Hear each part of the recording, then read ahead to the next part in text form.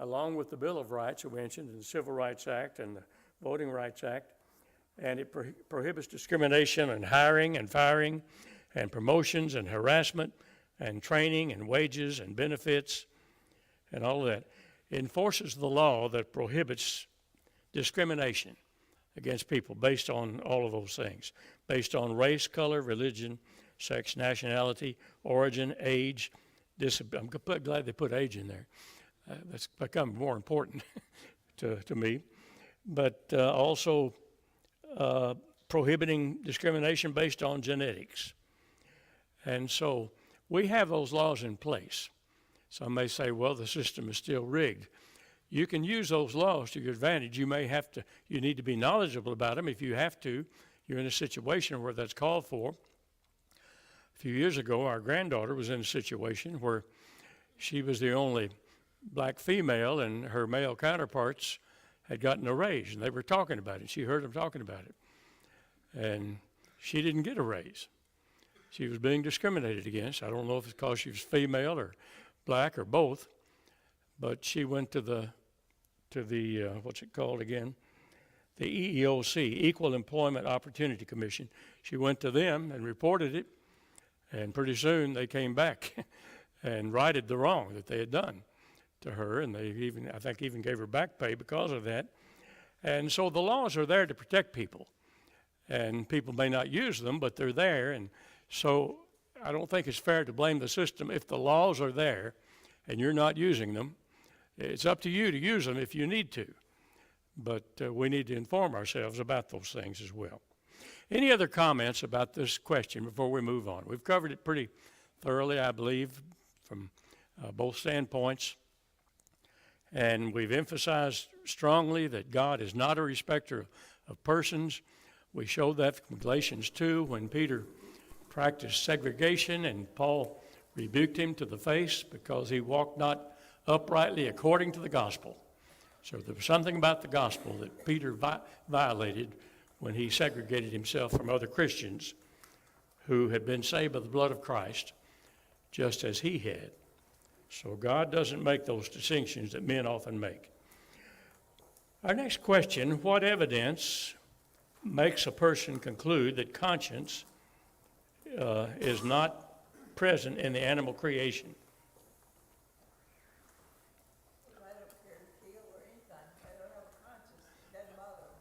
Okay, they don't have a conscience, do they? They don't feel guilt over certain things. They live basically on the principle of rewards. You give them a treat if they do something good, if you're talking about dogs and things of that kind. But those are some things to keep in mind. Incidentally, before I get too far away from that other question, I did want to make a point here about this being taught in corporations and governments who teach orientation classes to their employees. A few years ago, a friend of mine who went to work for Lay's potato chip company here in Jonesboro brought me several pages of orientation that he was given that lays out all their different views on things, especially on the LGBTQ issues and things of that kind. And so those things are being taught in large corporations. And we Christians, some things we can't go along with, and we need to understand that. But now then, let's go on. We're talking about this question of conscience. Conscience is a valuable thing if it's been taught right. And Paul said he had a good conscience when he was persecuting Christians, so there was something wrong with his teaching. He didn't realize that the gospel had replaced the old law, and that Christ was not an imposter, and that he was true, and he was the Son of God. And of course, Christ appeared to Paul, and that helped clear up a lot of things for him. And so we need to understand that. Next question. Well, let's see. We had a reference to, let's look at the bottom of page 29. And in that third column there, where it talks about conscience demands the existence of God. How did man get a conscience? If you're going to take the theory of evolution, how did conscience evolve? What happened before man had one? What's that? God God gave it to us. That's right. You have to train it the way that it should go for it to work right. Yeah, God did everything in the right order, didn't he? If he had just taught us that there are certain things you ought to do, ought not to do, but we didn't have a conscience, what good would that do? John? Along that same lines, I've never heard a good explanation for where instinct came from for animals. Yeah? Some of those instincts, if they did not work right the first time, the animal would die. Yeah, a lot of things had to be in place from the very start, didn't they? And it seems to me that conscience would be one of them because that relates to how we treat others as well. And God intended for man to be a social creature. He said it's not good for man to be alone. And we see that as it works down through the ages. And certainly as Christians, we cannot be hermits or monks or anybody that shelters themselves from the outside world and goes off and tries to live a solitary life. You can't do that and be a Christian because it involves relationships with other people. And so that's involved. You've got to be a people person to be a Christian. So as we look at what it says about conscience there, a sense of approval for doing what one thinks to be right and disapproving what one does something that they think is wrong. And so the idea of feeling remorse for a bass eating a minnow, he doesn't feel the remorse, he feels good. And we do too about eating animals. But there's a distinction the Bible makes between men and animals. I think we've got a question on that, so I won't get into that beforehand till we get to that question. But Adam and Eve, from the very start, what did they do when they realized they were naked? They hid. Why? What would cause them to want to hide? Because they were naked, they didn't know they were naked. Conscience, wasn't it? Conscience. They knew they'd done something wrong. Now, it's evident that there are some things that are not specifically revealed that we learn from necessary implication, especially in reference to the beginning. Evidently, God had taught them about things of that kind. And so they knew it was wrong. In the case of Cain and Abel, the Bible doesn't tell us specifically what God had said about what kind of a sacrifice he wanted. But the necessary implication is that God said something because faith comes by hearing. How could Abel offer his sacrifice by faith if God hadn't said anything? He couldn't, could he? So it's necessarily implied that God had said something, told them what he wanted. Almond? This matter of conscience in regard to Adam and Eve, when they hid, they weren't hiding from themselves. It wasn't their conscience telling them how bad they were, but their conscience was telling them that God was going to hold them responsible for their violating his law. That's exactly right. And so we see early on evidence of a conscience. We don't see that in the animals. Now, as John mentioned about animal instinct, of course, there's things animals can be trained. If they do something wrong and we talk harshly to them and withhold treats, they learn through that training, but it's not a conscience. Sometimes they can get a guilty look. A dog can get a guilty look on his face better than about any animal, I think. But it's not because of conscience, it's because of training. So we don't feel guilty for eating a fish because a fish is different from a man, and that question is coming up, so I won't say any more about that. Okay, the next one, next question. Why are passages such as Psalm 32, 1 through 4, and Psalm 51, 1 through 4, so universally appreciated? Those are often favorite psalms that people read. So why is that? Well, I think for one thing, people appreciate the idea of morality, that there is right and wrong, and that when we do wrong, we suffer because of it. And conscience is a big part of that, and God makes a way to relieve our conscience, and that is the greatest blessing that we could ever I think that's right. I think these Psalms of David, a lot of people identify with David and his guilt. They feel the same thing, and they could probably pray the same prayer, so to speak, where David talks about his guilt. So they're popular because they express common feelings that all of us have, and David had those. But we ask, where did the conscience come from? You can't explain it from a secular standpoint. You have to go back to all these things like conscience. It's just a chemical reaction in the brain. That's all it is if you believe in evolution, the general theory of evolution. So all of those things like love and compassion and kindness are all chemical reactions in the brain if there's no God.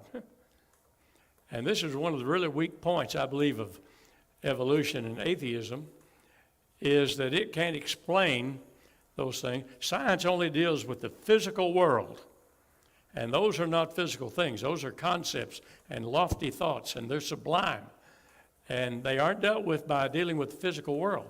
And that's all evolution does. Evolution doesn't have all the answers. And the Bible does have answers in regard to things like that. Paul talked about his conscience. In Acts 23 and verse 1, when he made his speech standing on the stairways there, he said, I've lived in all good conscience before God unto this day.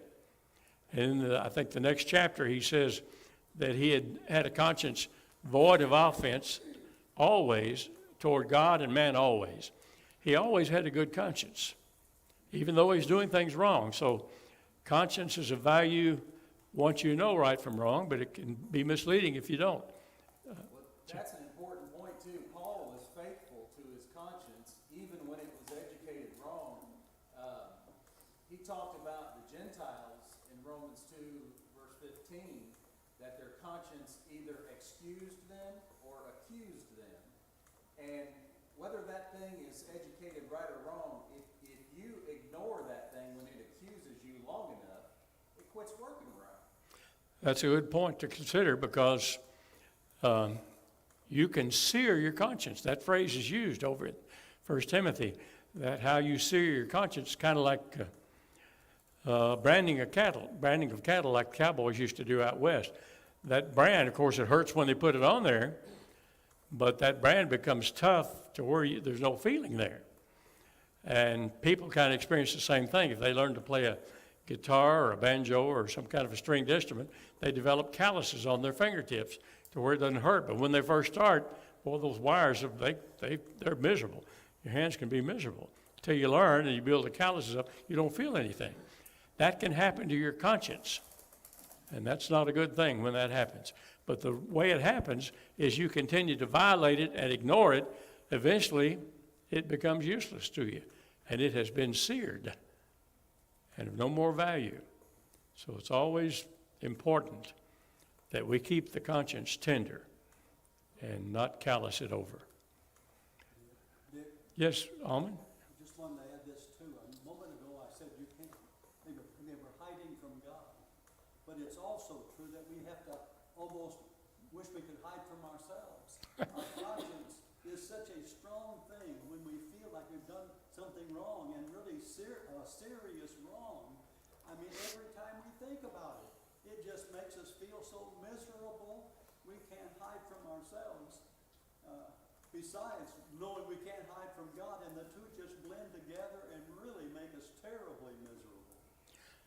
Yeah, the only cure for that is repentance and confession to God. And hopefully he'll restore that and give us a tender conscience again, and it'll continue to help us.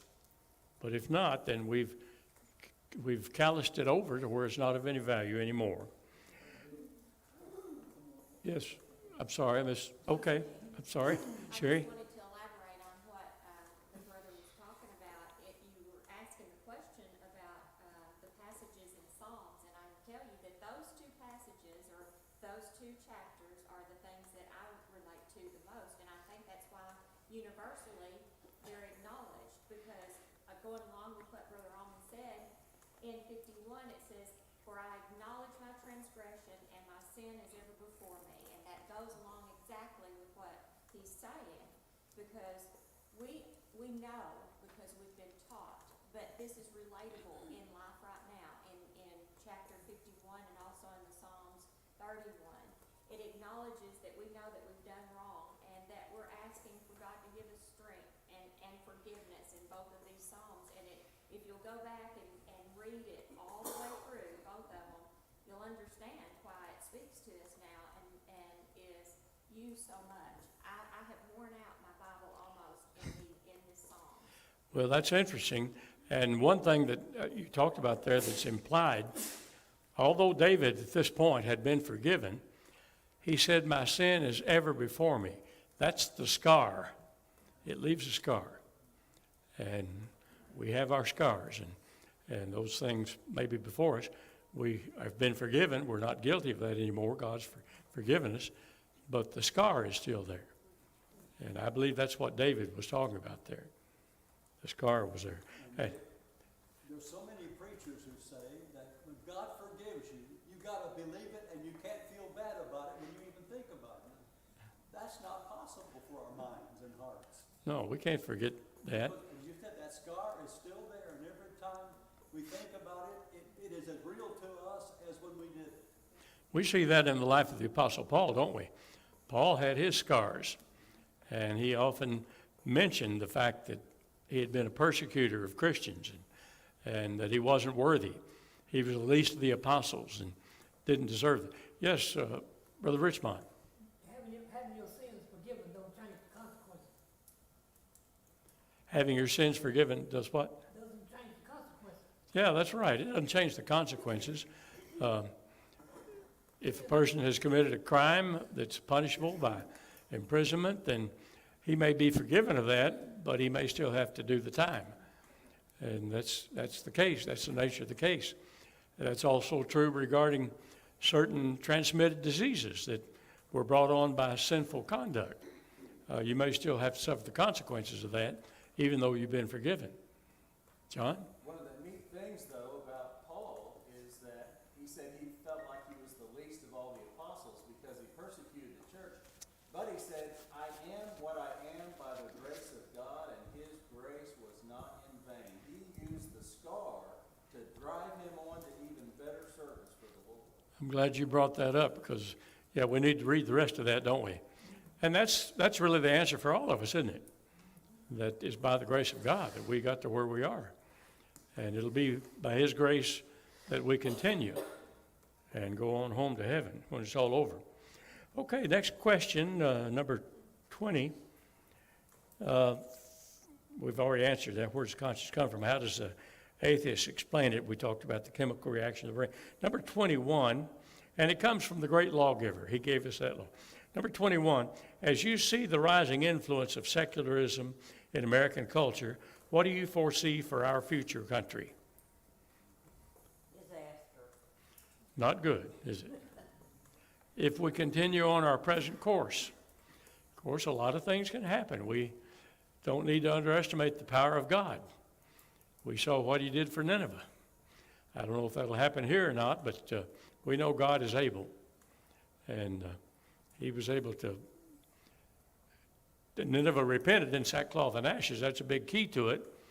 And they survived for another 100 years till they got back in the same mess, and then they were wiped out. Nineveh only lasted another 100 years. Any other comments? Okay, but let's go to the next lesson. And I have a note here to answer. I think we talked about this when we first began the class, but it's been a while. Why are we studying these things? These are not things we usually talk about in normal conversation.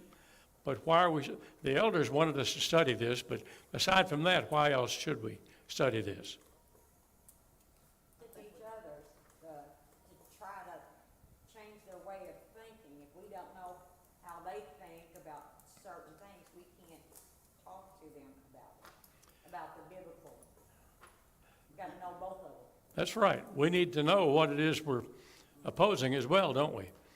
And also the fact that it permeates society in which we live. We're the minority here. And views have consequences, serious consequences. they really do. what you believe about your origin has consequences. What you believe about your origin is going to affect your destiny. And so we need to know what that is. Go ahead, Alma. Dick, I think I found a chronological error here that I want to call attention to. Okay. First of all, at the bottom of page 33, the very last little thing, giving the age of the earth, Okay. he says this: the atheistic secular explanation of the origin of the universe is 13.8 billion years. And that was when the Big Bang, started, okay? Now, over in the next column,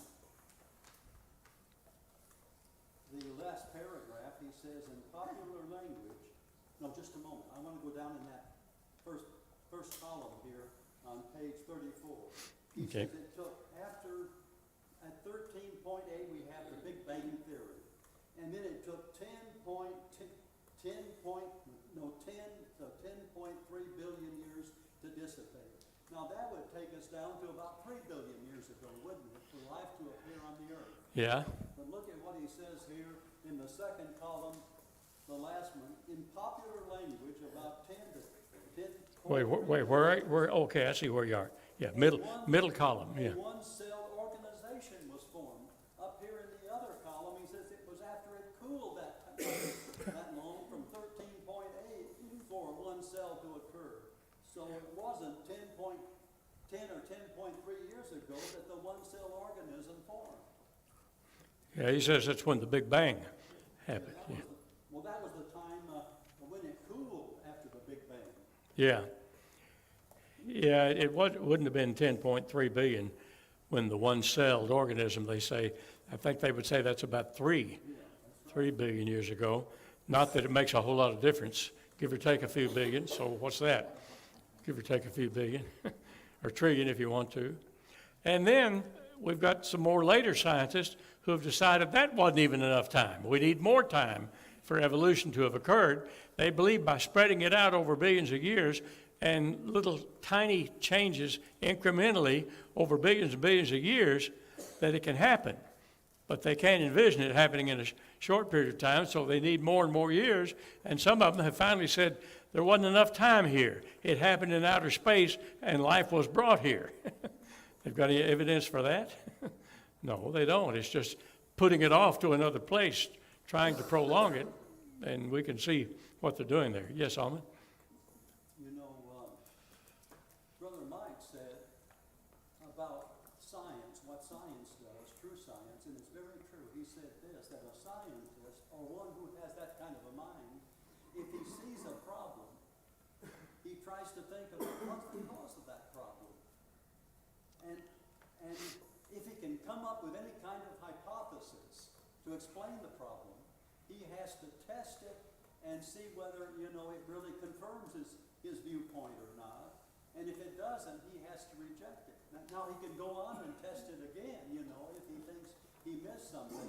But if it doesn't test out, he discards it. Okay, now, really, what do these people know for sure? I just read this morning one of the most famous atheistic, evolutionary, scientists about cosmology, the earth, he says. When we look out, he says, all we can see is tiny points of light. That's all and we think they're stars, but we don't know they are. All we know is that we're getting lights. And then they say because the lights are red, that means the universe is expanding. That's the only evidence they have at all for any expanding universe at all. And they have nothing at all on this tiny little thing that caused the expansion. But there are quasars near the galaxies which are also red, and no scientists believe those mean expanding. There is totally all they have is little tiny lights coming back to us, and that's it. And this whole thing about the Big Bang Theory is a bunch of baloney. Well, they're always contradicting themselves, and the Bible has not done that. Yeah, a lot of their explanations are patchwork, trying to patch up a theory. And something kind of sounds like it was made up on the spot, as Almond is pointing out here, about the fact that they're red means that the universe is expanding, which means if you go back in reverse of the expansion, you're going to go back to that one tiny thing which exploded and started it all the universe. And so that's a lot of human reasoning there that really no explanation for. And what many scientists, and it made me think of it when he was referring to that man, remember, science can only deal with physical things. And when you get to concepts that are beyond the physical, science doesn't know any more about it than anybody else. All they can say, chemical reactions. And that's not an explanation. Yes, Teddy, go ahead. Yeah, and you're getting really close to the point that I wanted to make, to determine the age of anything. It doesn't matter what it is, me or you, this earth, this universe. The first thing you have to have is a valid point of reference. You have to know exactly when something started before you can know how old it is. Yeah. Our mother knew exactly how old we were to the minute. There, she would call me on my birthday and say, but it's not really your birthday until so many minutes after 5 o'clock. Because she had that point of reference. She knew.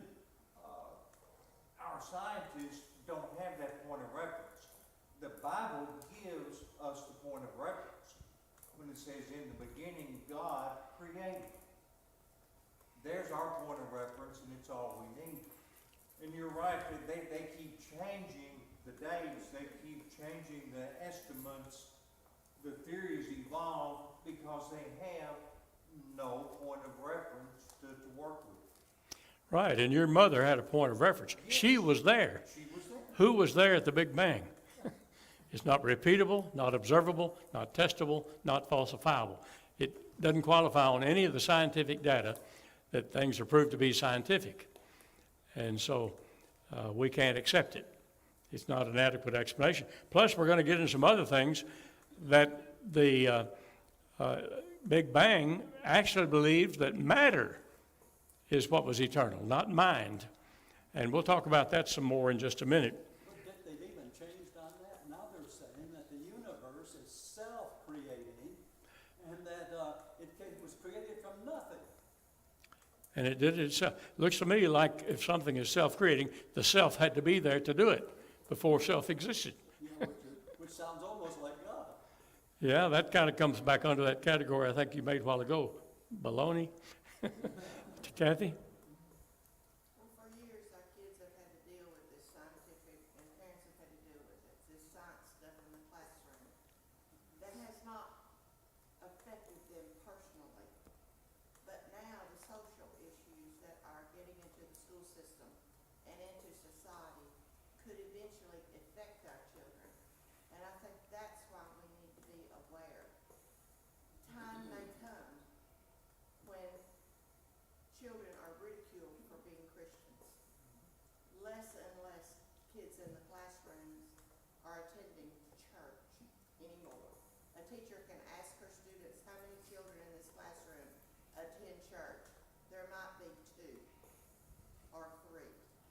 So the time's coming, I think, that we need to prepare our children that could be ridiculed and punished for their Christianity, punished by other children. I think it'll be a long time before they're punished by the school system, but in a sense. And I think we need to be preparing our children for that time, building our children up, teaching them more and more, giving them more and more conviction, helping them to become solid in their faith.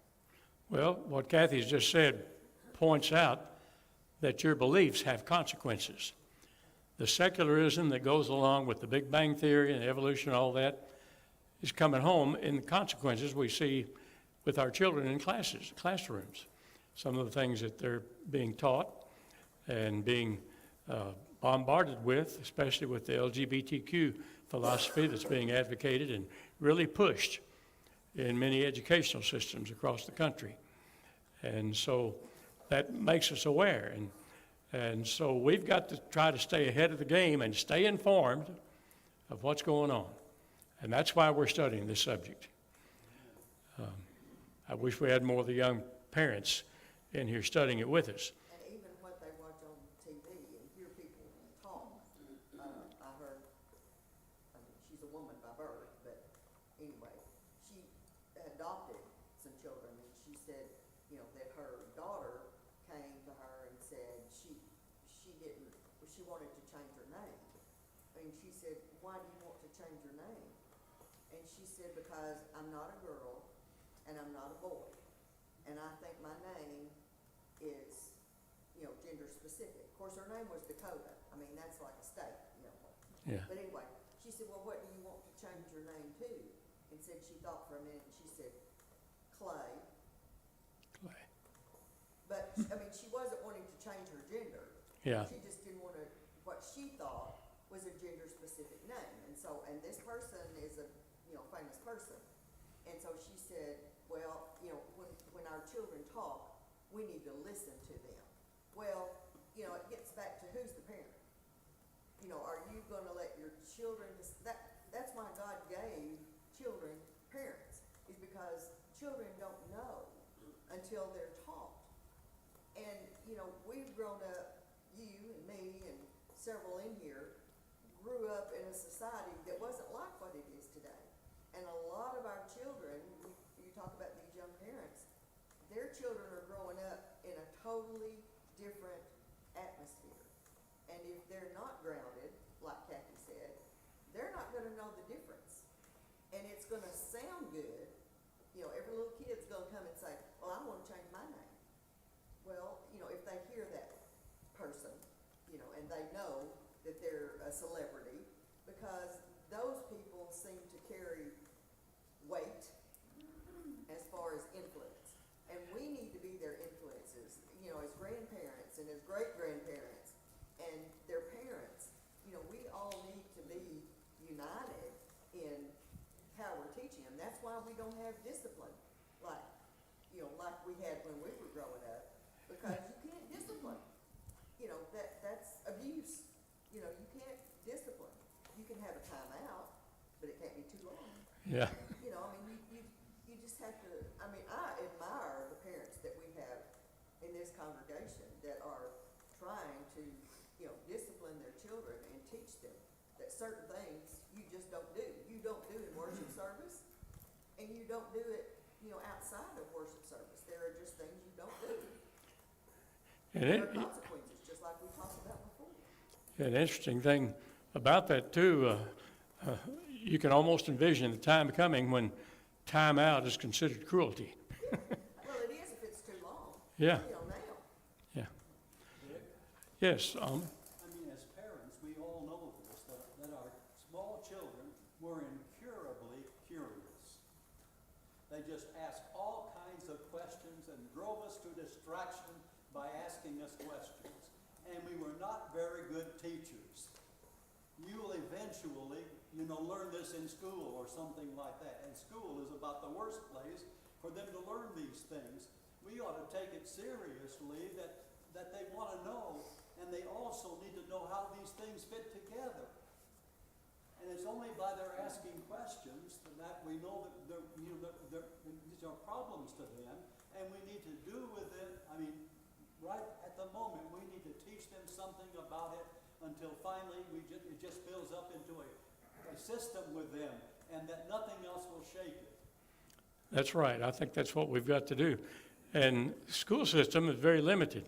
They can't teach you that there are any absolute moral rights and moral wrongs. Say to them, oh, I'm busy, get out of here and leave me alone. Yeah. But they can't teach that there are any absolutes regarding right and wrong. Brother Blackford, the school system in many areas is the source of all of this.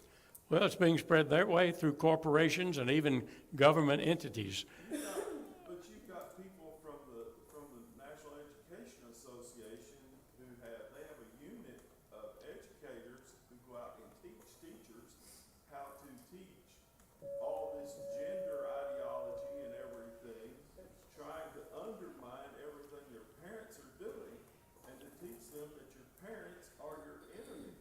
We need to understand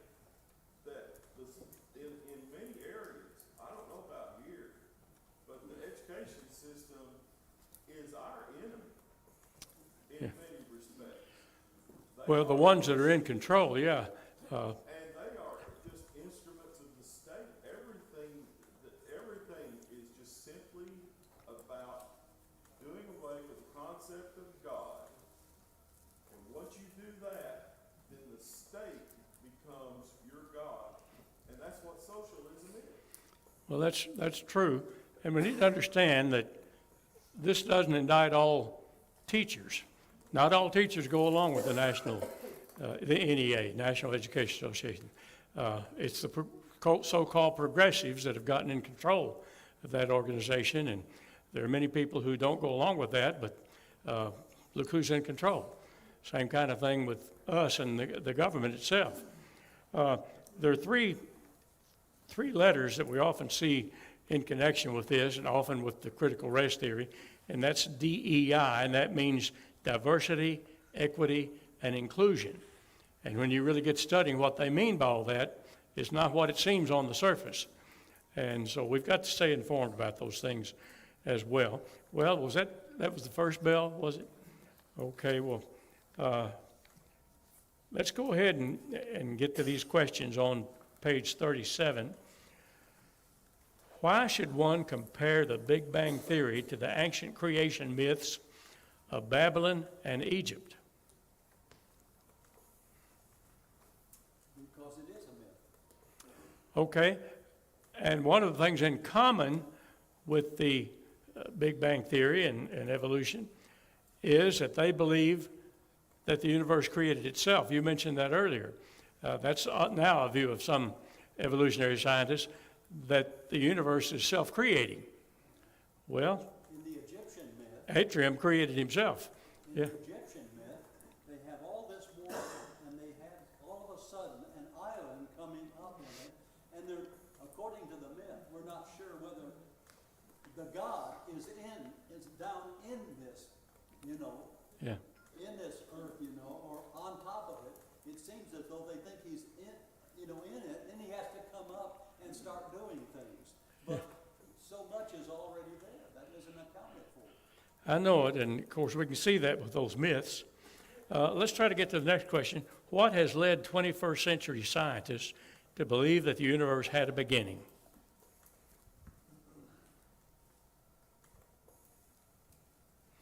Well, it goes back to that expansion idea. They think they see evidence of the universe expanding, so looking at it in reverse, it goes back to this one thing, and I think I had that on here. Yeah, there it is.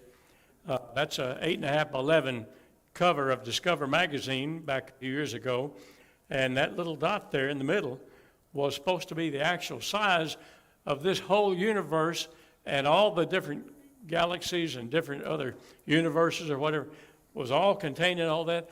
All the animal life, all the human life, all the plant life, everything, oxygen, all the things that we have now were once in that one little bitty ball. And it exploded accidentally. Just an accidental explosion. So that's what we're asked to believe. And they don't believe in miracles. That's the astonishing thing. They say they don't believe in miracles. They ridicule you if you believe in miracles. But anybody that can believe that, boy, that's a whopper, isn't it? Okay, our time is about up. Any other comments or questions? But they can't even come to agreement on the rate of expansion. They had a model and everything here recently. They did some, research using these new telescopes and found out their model was wrong. So they were like, well, if it's this, then we've got to go back. We've got to change this. Maybe we don't understand it the way we did. It's just like the Higgs boson particle and everything. There were two groups that knew we figured out what the weight of that Higgs boson particle is, or that God particle. And when they ran their tests and everything, guess what? Both groups were wrong. They come up with something and say, well, this isn't right, because the fact is they're messing with God's realm, and they don't need to. Well, that's right. And the point is, they want an explanation, any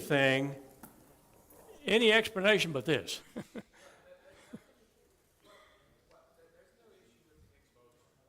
There's no issue what? I'm sorry, I didn't understand you. Okay, I'm not sure I understand what you're talking about.